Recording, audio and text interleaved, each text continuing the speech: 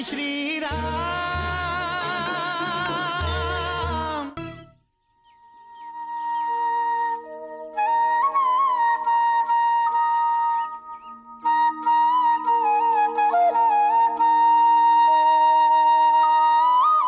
सीते, यह है महर्षि अत्रि का आश्रम।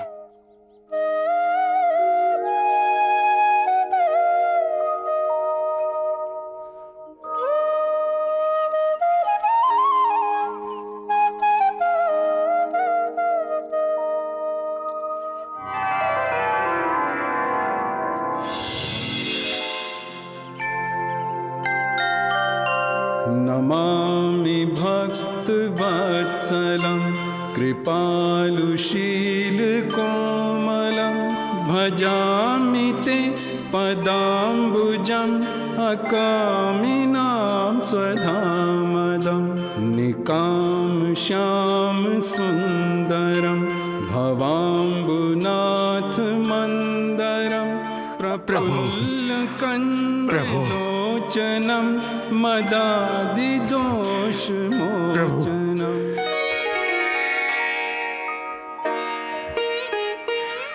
अत्रि के धन्य भाग जो आप हमारे यहाँ पधारे।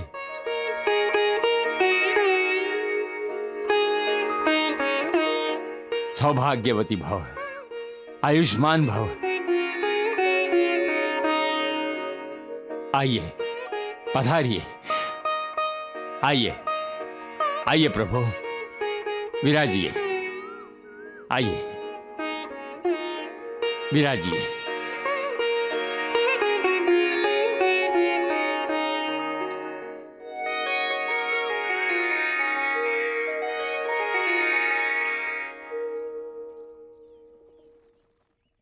स्वामी, प्रभु, ये है हमारा सौभाग्य, मेरी पत्नी अनुसुईया।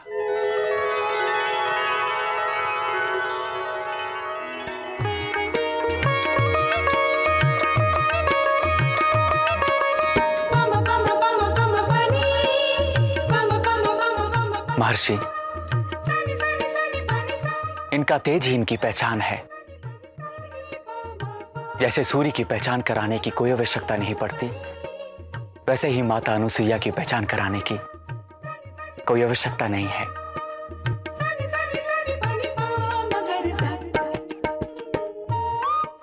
सीते, ये वही तपस्विनी है जिनके प्रभाव से गंगा मैया को मंदाकिनी के रूप में चित्रकूट आना पड़ा।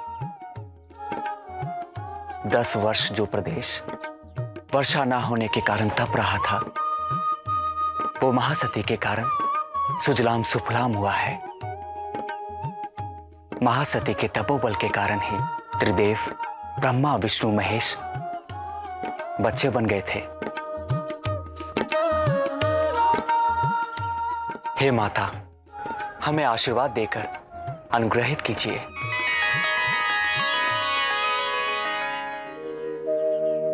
आयुष्मान भव, सौभाग्यवती भव। सीते, अपने पति के साथ वनवास स्वीकार कर तुम सारे जगत में आदरणीय हुई हो। महर्षि, यदि आपकी आज्ञा हो तो मैं सीता को अपने साथ ले जाऊं? अवश्य अनुसुईये। आओ।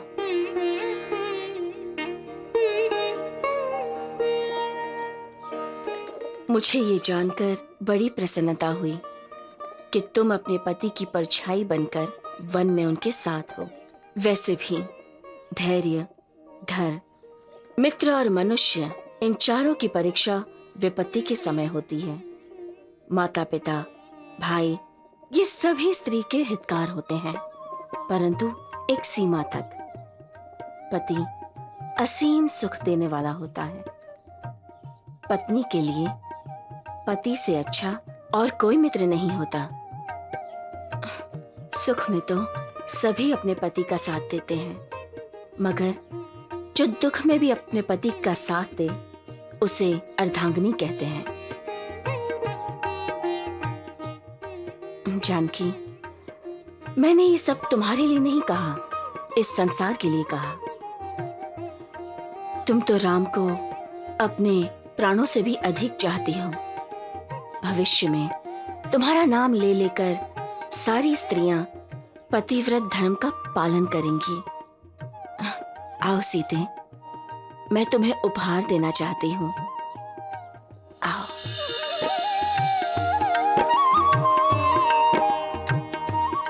आओ, बैठो।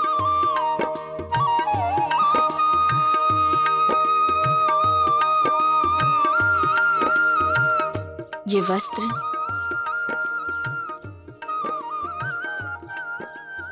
ये आभूषण दिव्य है। इस अनुलेपन के प्रयोग से तुम सुंदर और युवती दिखाई दोगी।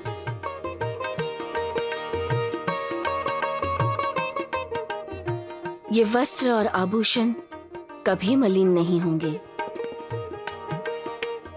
पत्नी को पति के लिए सदा सुंदर दिखने का प्रयास करना चाहिए, ताकि पत्नी को देखकर पति प्रसन्न हो जाए।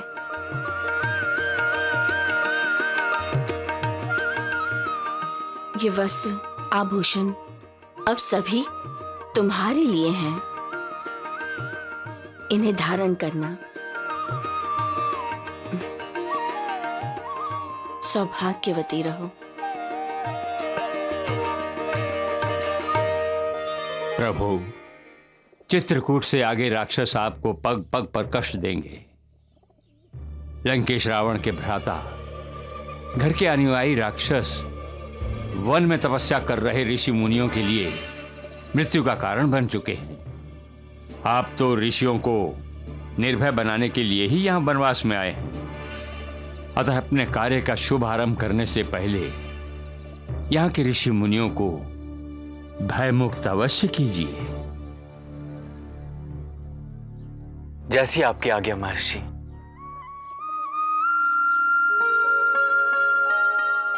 महर्षि, माते, हमें जाने की आज्ञा दीजिए।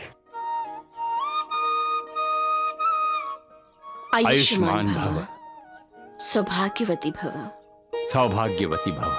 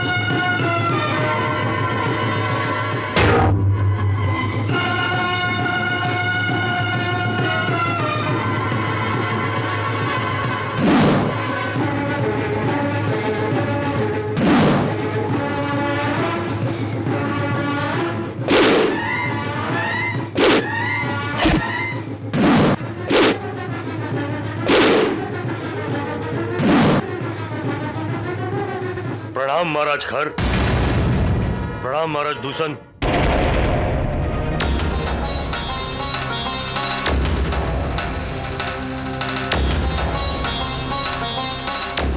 कहो गुप्तचर, क्या समाचार? असुरराज, राम लक्ष्मण और सीता चित्रकूट से निकल पड़े हैं और ऋषि मुनियों के दर्शन करते हुए दंड कार्यान्वयन की ओर बढ़ रहे हैं।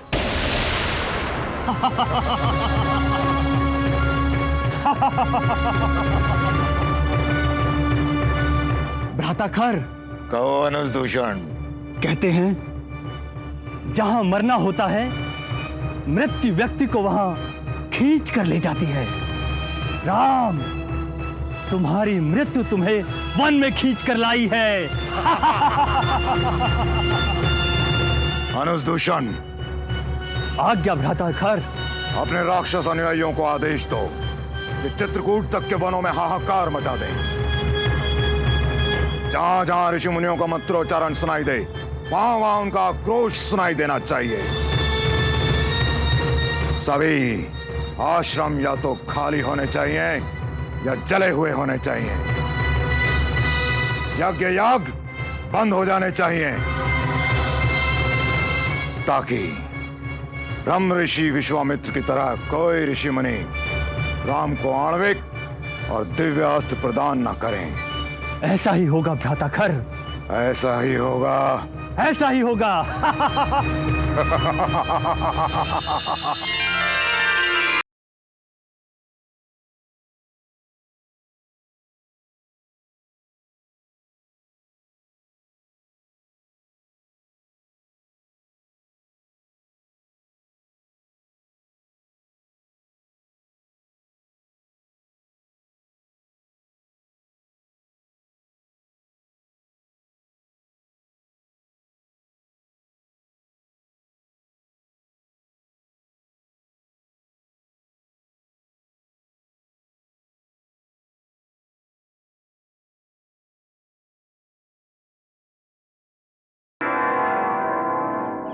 हम बड़े भाग्यशाली हैं कि जिन साधु तपस्वियों के दर्शन दुर्लभ हैं,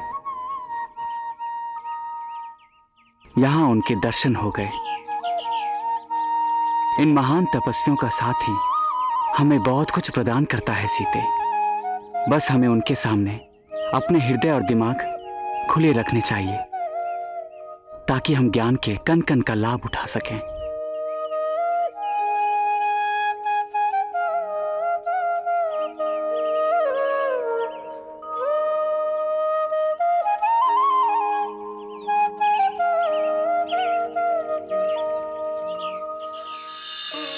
रघुवीर राम, तुमने अपने धर्म का पालन करके कई आदर्श स्थापित कर दिए और आज यहां आकर तुमने मुझे धन्य कर दिया।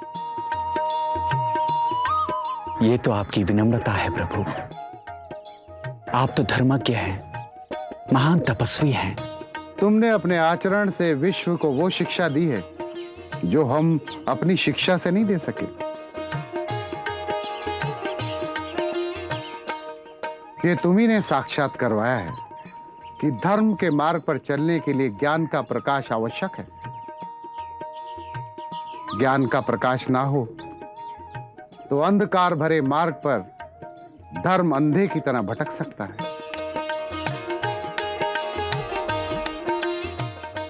जहां जीवन है वहां मृत्यु है। जहां मंगल है उसके साथ अमंगल भी जुड़ा है। सुख को पकड़ने जाओगे तो उसकी छाया में दुख भी पाओगे। जो मनुष्य सुख और दुख से विरक्त हो जाता है, अपनी आत्मा में लीन हो जाता है, उसे ही शाश्वत आनंद प्राप्त होता है और इसी को मुक्ति कहते हैं।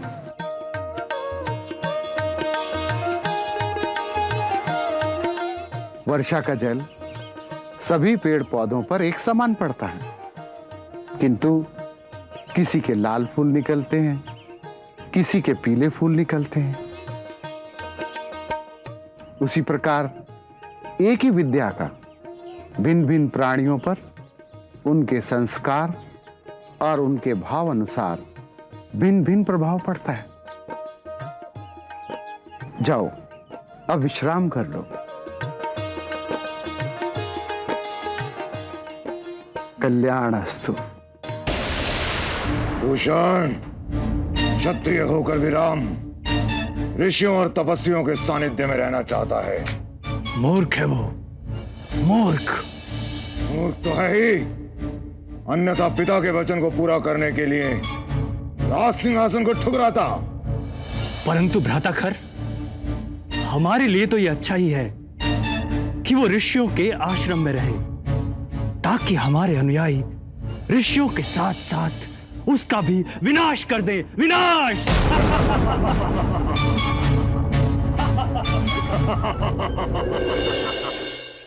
राम, हर प्राणी भगवान का आकार है, परंतु अपनी माया में फंसकर वह अपने आप को पहचानता ही नहीं। मुनिराज, इस माया जाल से प्राणी कैसे मुक्त हो सकता है? स्वयं को पहचान कर, अपने भगवत स्वरूप को जानकर स्वयं ही अपने आप को फंसाते हैं और स्वयं से ही मुक्ति का साधन पूछते हैं।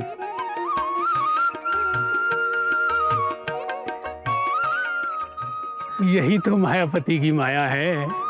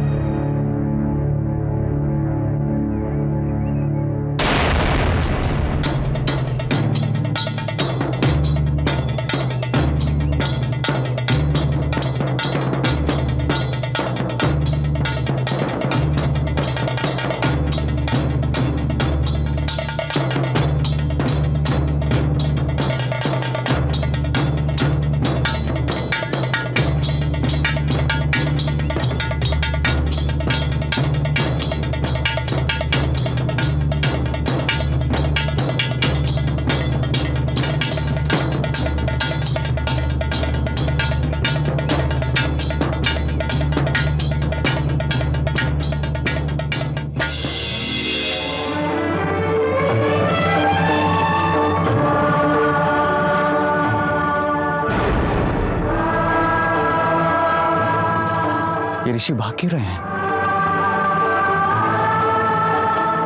रुक जाइए ऋषिवरों, भयभीत होने की कोई आवश्यकता नहीं है। आप यहां सुरक्षित हैं। यदि कोई राक्षस आपको तंग कर रहा है या त्रस्त कर रहा है, तो हम उस राक्षस का वध करके आपको भयमुक्त कर देंगे।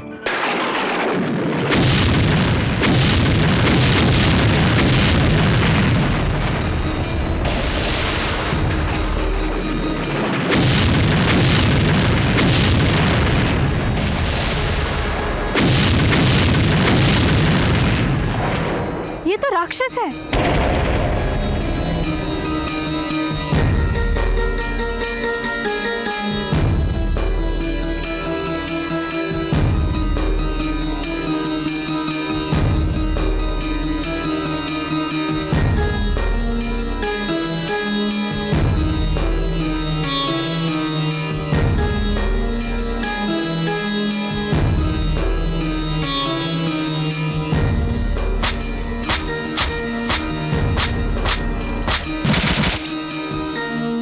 सारे दैत्य तीक्ष्ण कंटक है, जाति एक है नाम पृथक है। ये कंटक प्रभु काटते जाए, मार्ग धर्म का सुगम बनाए। संग सहायक लक्ष्मण भाई, शक्ति स्व समृद्धि शांति की त्रिवेणी तीनों यहाँ बहाए। त्रेता युग के धर्म प्रणेता धर्म ध्वजा फहराए। असुरों का संहार करे सुरधाम उन्हें पहुँचाए। जय राम राम जय सिया सिया जय लखन लखन।